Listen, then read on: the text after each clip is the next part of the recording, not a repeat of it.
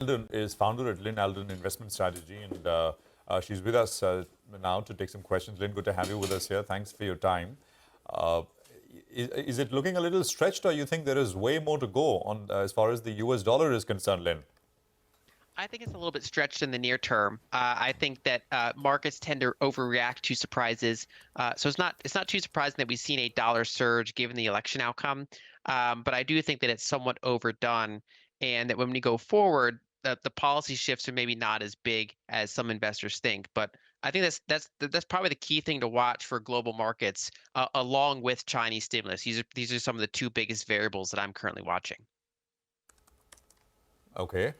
Uh, and you think around these, and you think the Chinese stimulus we will only get once China gets to know the shape and size of tariffs, because most agree tariffs are a given, but you just mentioned that maybe people are overestimating how hawkish the policy could be.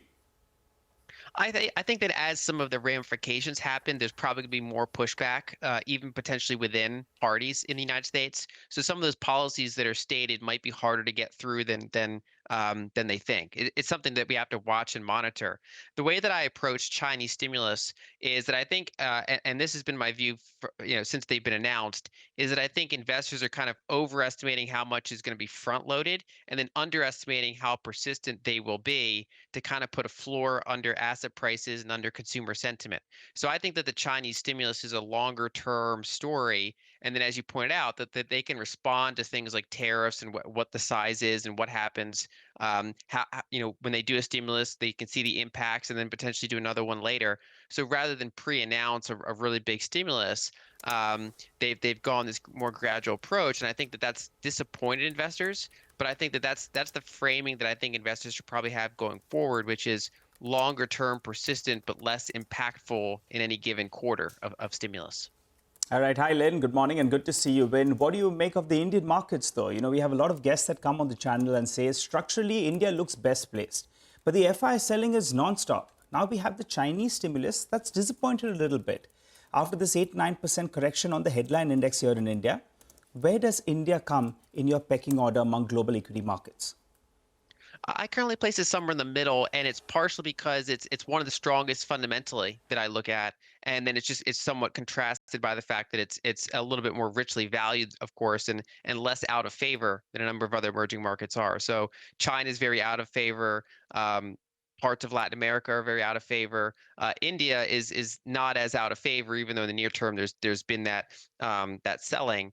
I generally kind of separate it sector by sector. I think the financials are relatively cheap here in the Indian market, as that kind of changes and consolidates over time.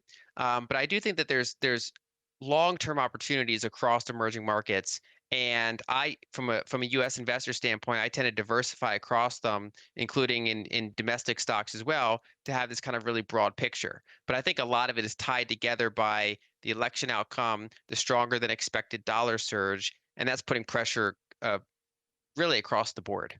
So India comes in the middle. What's the top market that you're betting on? I think that in terms of value, it's China. It's one of the riskiest. And then also I'm looking at Brazil, which is also very in the value space, but riskier. So I obviously put India as a more of a growth play rather than kind of a deep value play. I treat them very differently. And that's very interesting, because you are treating India as some with the strongest fundamentals, and strongest fundamentals we do have among all the other nations that you did mention. But in the very near term, if you look at the last earnings season, there were a spate of earnings downgrades that came by. Earnings have been disappointing. We saw the macro data that came by as well.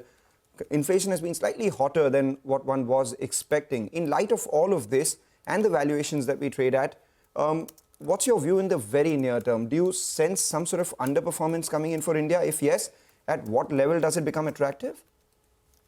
So right now, I probably expect consolidation as a base case. I tend to like the financial sector a little bit more than other sectors, But when I look at the market as a whole, I would like to see it consolidate for a little bit before, eventually hopefully heading higher. I don't have like near-term price targets on every given market that I track, so I have no firm view there. But my view is kind of middling performance for some time until there's a better catalyst to break out, perhaps because the dollar softens or because the Indian economy stabilizes. Okay, well, Lyn, we'll leave it there. Thank you very much. As always, great speaking with you. Appreciate your time here on CNBC-TV18. Well, we'll take a quick break here, but you want to also tease out what's coming up here in terms of interactions over the next 2 hours or so. Devin Chokshi at 8:35 talks about individual stocks he wants you to focus on. Sandeep Bhatia of Macquarie Capital at 9:20 is the market master of the day. We talk more markets. 9:30, you'll hear from the management of BEML. We'll have the management of Samvardhana Motherson also joining us at 9:40. This is, of course, on their earnings. And we'll have PN Gadgil Jewelers who will come up on their second quarter numbers as well. Lata, of course, will take it forward at 10:15 on It's the Economy. And she'll have B. Prasanna of ICICI Bank and Arup Rakshit of HDFC Bank to talk about the fall in the rupee and the trajectory going forward. Well, time to slip into a short break, but we've got a lot of stocks that we're going to be tracking for you. Let's run through the list. We're looking at Hyundai, Nykaa, BSE, Samvardhana Motherson, Bosch, MedPlus Health, and Suven Pharma. All of them will be reacting to positive news flow, while we have PNC Infra, Cello World, and PNB Housing that will be reacting to negative news flow. Slip into that break, come back, get into further detail on all of these names.